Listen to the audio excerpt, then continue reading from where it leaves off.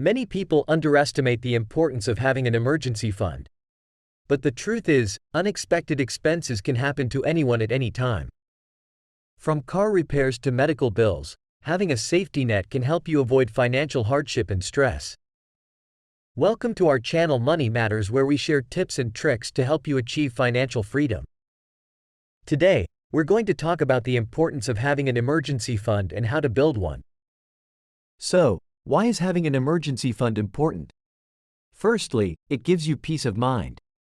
You'll feel more secure knowing that you have a safety net to fall back on in case of unexpected events. Secondly, it can help you avoid debt.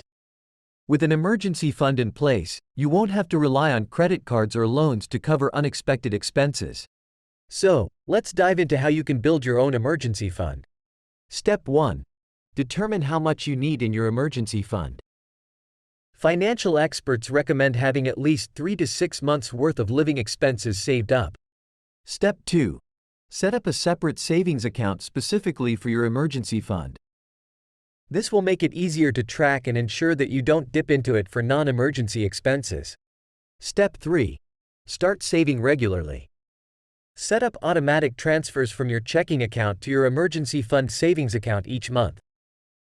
Even small contributions can add up over time. Step 4. Prioritize your emergency fund over other non-essential expenses. Skip that expensive coffee or dinner out and redirect that money towards your emergency fund. Step 5. Don't touch your emergency fund unless it's a true emergency. Remember, this fund is not meant for a new TV or a vacation.